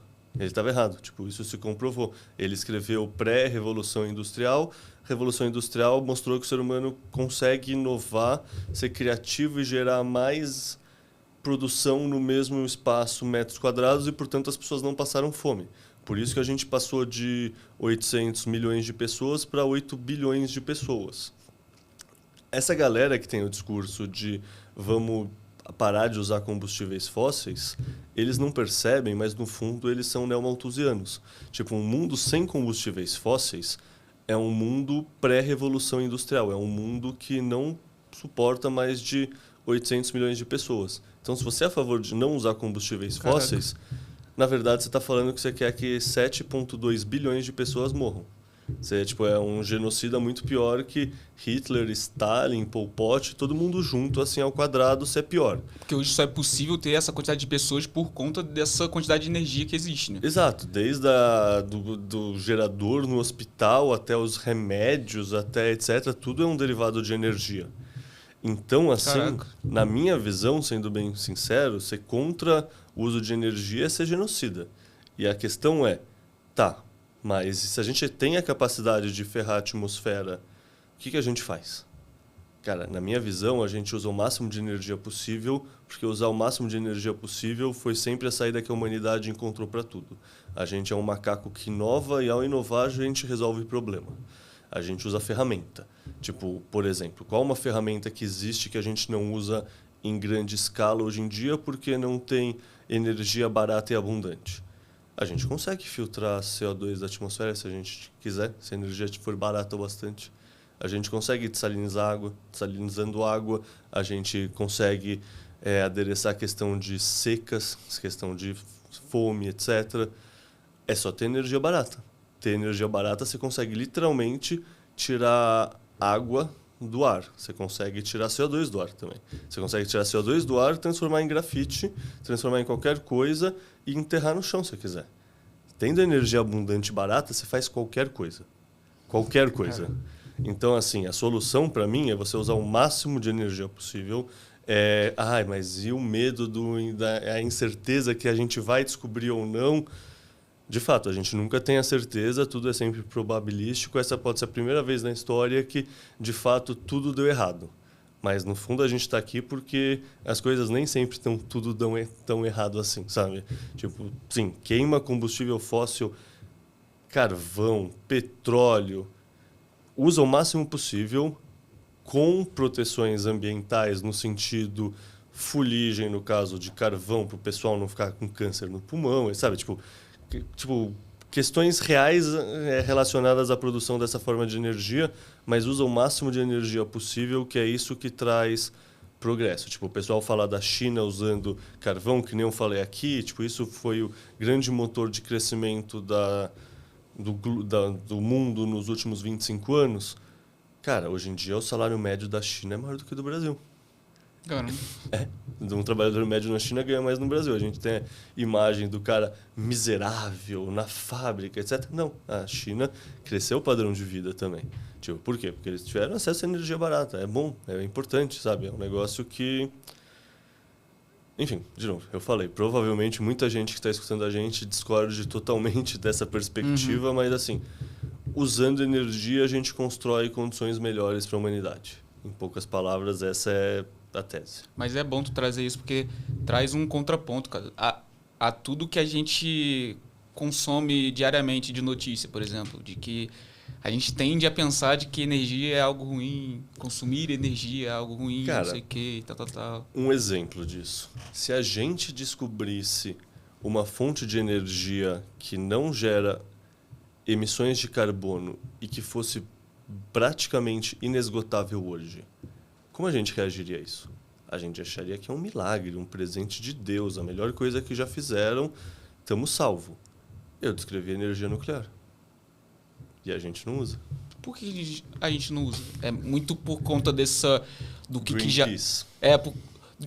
É meio que, pelo menos para mim, assim, eu enxergo meio que aquele receio do que já aconteceu, daquelas bomba atômica e não sei o quê. Então, tem dois motivos. Primeiro, tem essa questão bomba atômica e aí, toda a questão geopolítica, né? Você não quer incentivar o seu concorrente a ter a capacidade de enriquecer urânio, porque ele pode estar falando que é uma usina, mas na verdade ele pode enriquecer um pouco mais e fazer uma bomba.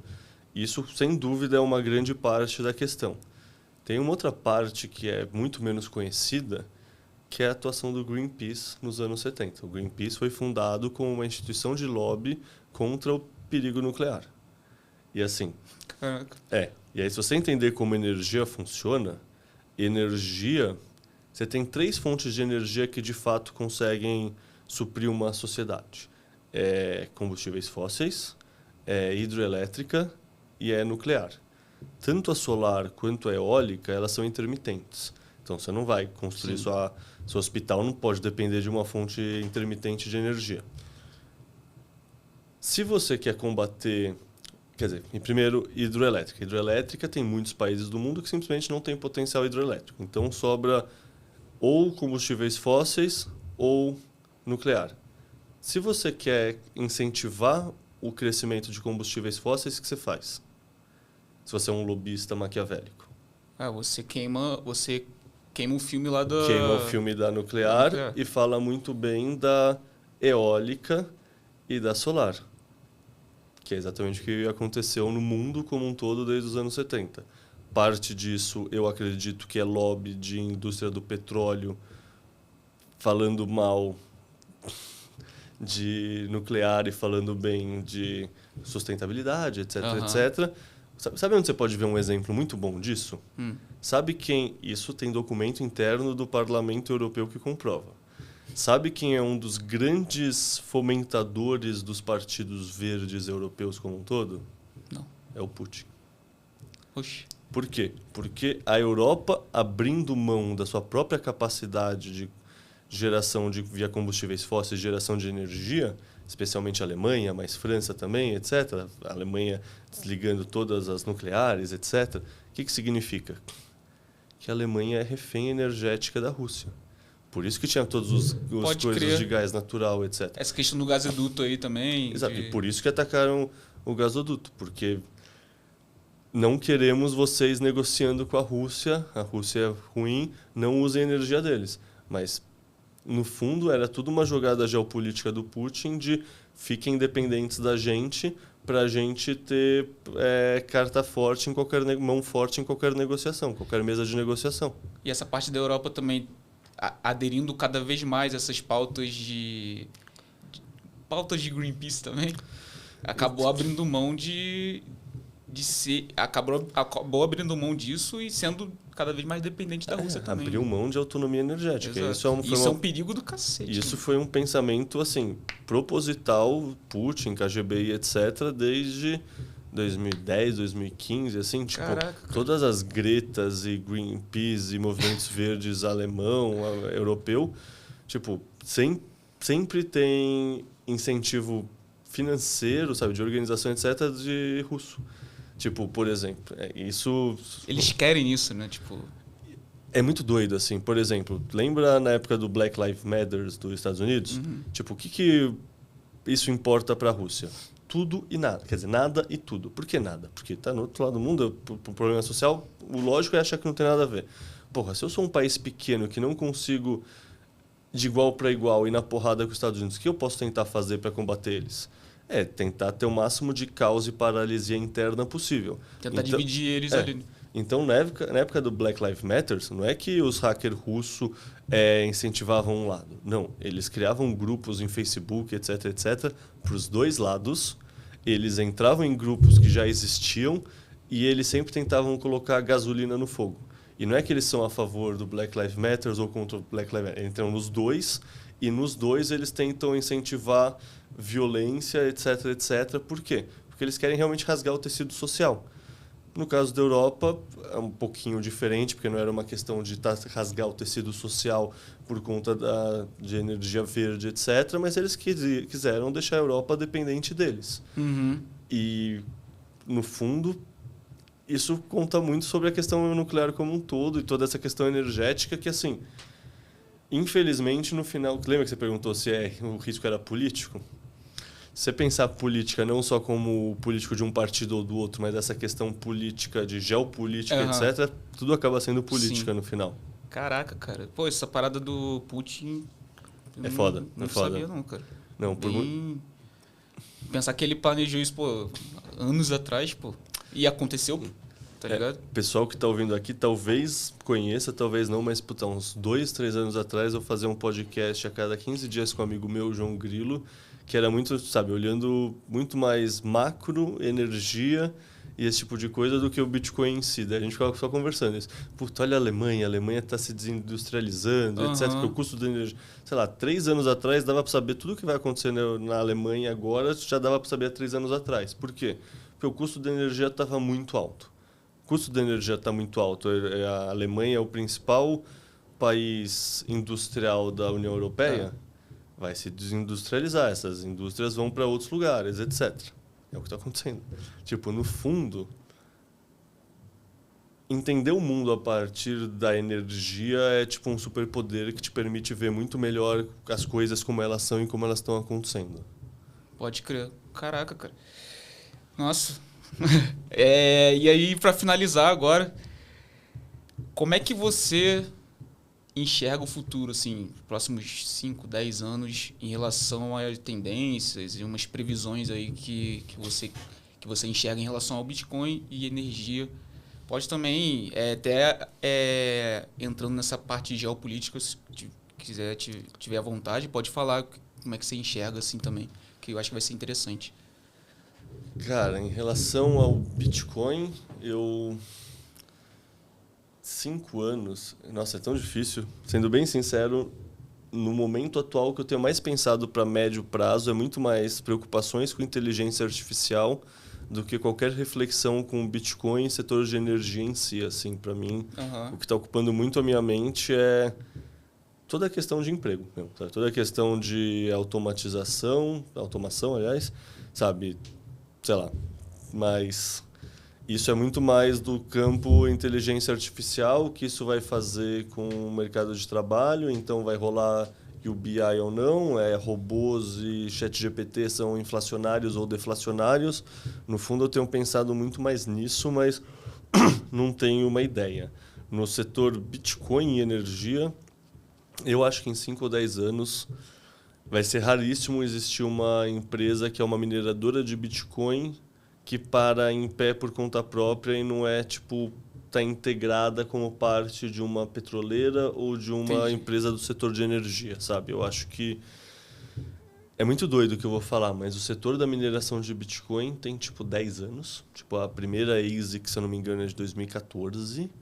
E, na verdade, você poderia falar que ele começou realmente em 2021, quando a China bane a mineração e muito da atividade vai para os Estados Unidos, então começam a ter empresas listadas em bolsa, então toda a estrutura de capital muda, todo o fluxo de capital muda. Então, por exemplo, pode ter um bear market que você não necessariamente vai ver a hash rate diminuir, porque eles conseguem pegar empréstimo, tem estrutura de capital diferente. Enfim, o que eu quero dizer? No fundo, a mineração de Bitcoin começou a amadurecer mesmo enquanto uma indústria, enquanto um ecossistema, em 2021. É muito pouco tempo mesmo.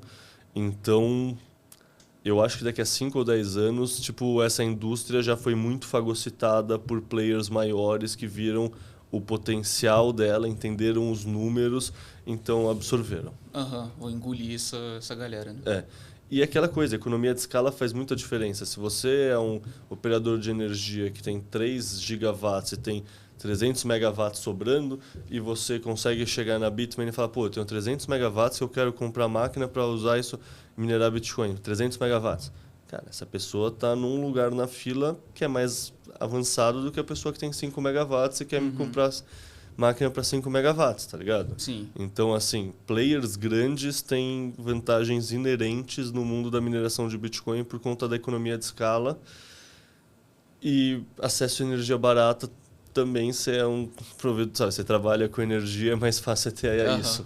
Sim, pode crer. E em relação à geopolítica, você enxerga alguma coisa ou não? Eu tenho amigos que são muito otimistas em relação aos Estados Unidos perante a China.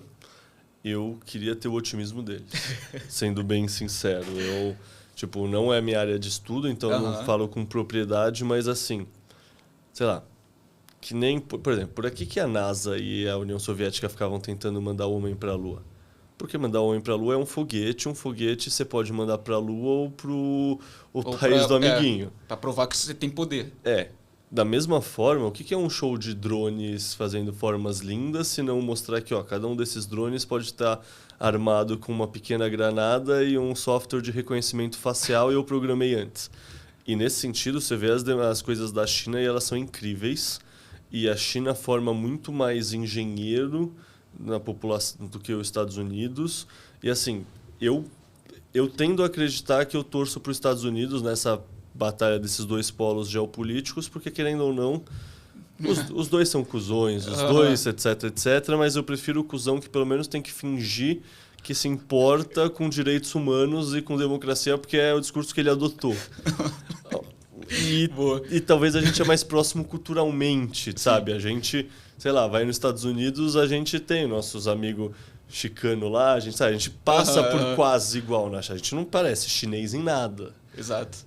Mas, cara, não sei, eu acho que essa questão da armadilha de Thucydides entre os Estados Unidos e a China vai avançar cada vez mais e, tipo, meio que precisa avançar, no sentido, a China tá ultrapassando os Estados Unidos em muitas coisas e, não sei, no fundo, assim, isso significa invasão de Taiwan? Não sei, talvez a China nem precise invadir Taiwan de verdade. Talvez seja um domínio mais político e vai, sabe, minando, etc. De repente Taiwan, sabe...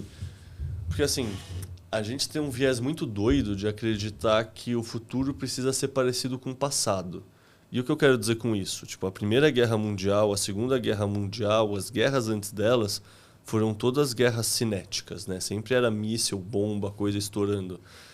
Cara, guerra do futuro não precisa ser assim, sabe? A gente pode, sabe, toda a questão de desinformação, toda a questão cibernética, sabotagem via hacker. A própria questão que você falou do Putin, né? Do Black Lives Matter lá. Tipo, exato. Também é uma maneira de gerar uma guerra, pô. Exato.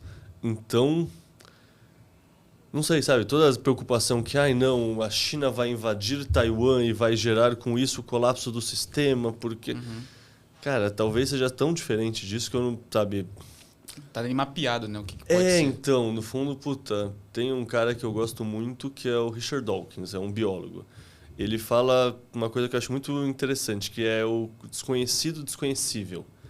Que é isso, tem coisas que só são tão complexas que a gente nem tem a capacidade de tentar imaginar e é muito melhor a gente só estar atento e... Sabe, sem estar com a cintura dura, sabe? Tipo, pronto para reagir de uma maneira leve e fluida em vez de estar travado, sabe? É que nem... Sim.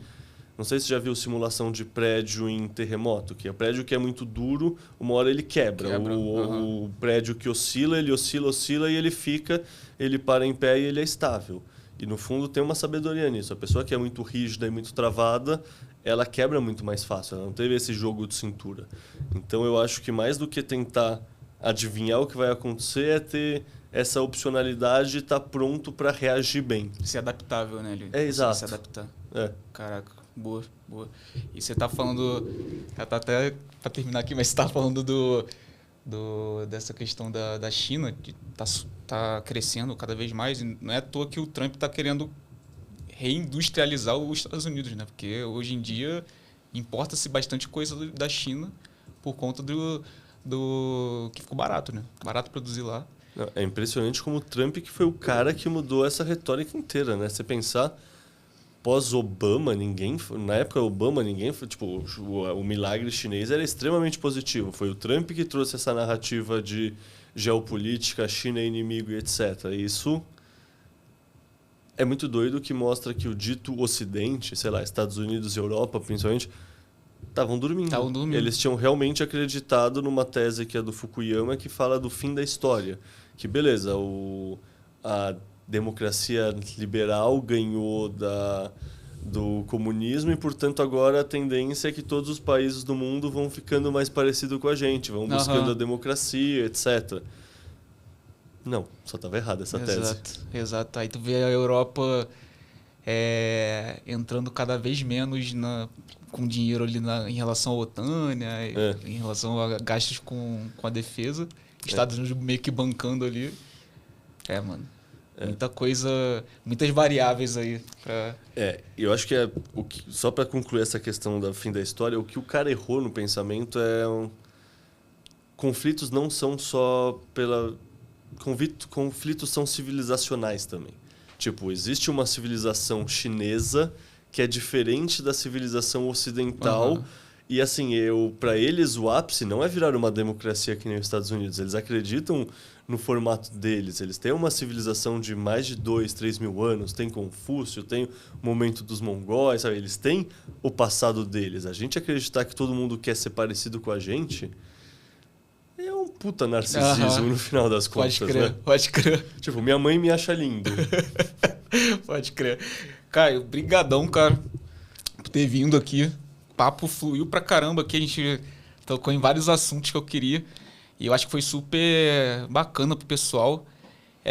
Eu queria só se você olhasse para essa câmera aqui e falasse como é que o pessoal consegue te encontrar, suas redes. Fica à vontade aí. Se você tem algum curso também, fica à vontade.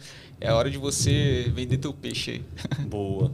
Bom, Caioleta, se vocês quiserem trocar ideia comigo, é só buscar no Twitter, o @BitcoinExplica. Eu tenho Instagram, mas assim, eu não uso, eu mando mal nisso, mas se vocês quiserem tentar, é o @ExplicaBitcoin ou @Caioleta, os dois estão lá esquecidos. Fora isso, acho que o melhor lugar para vocês me acompanharem mesmo é o YouTube do Explica Bitcoin. Daí é só @ExplicaBitcoin lá que vocês acham. Que nem vocês, eu faço um podcast toda segunda, daí é muito mais focado em temas dentro do maximalismo do Bitcoin, mas particularmente eu acho interessante. E é isso, galera. Se vocês quiserem, cola lá. Show de bola. Foi isso, pessoal. Muito obrigado por terem acompanhado mais um episódio. Se você acompanhou até aqui, dá o like, se inscreve, compartilha, faz todas essas paradas. Muito obrigado e até a próxima. Valeu!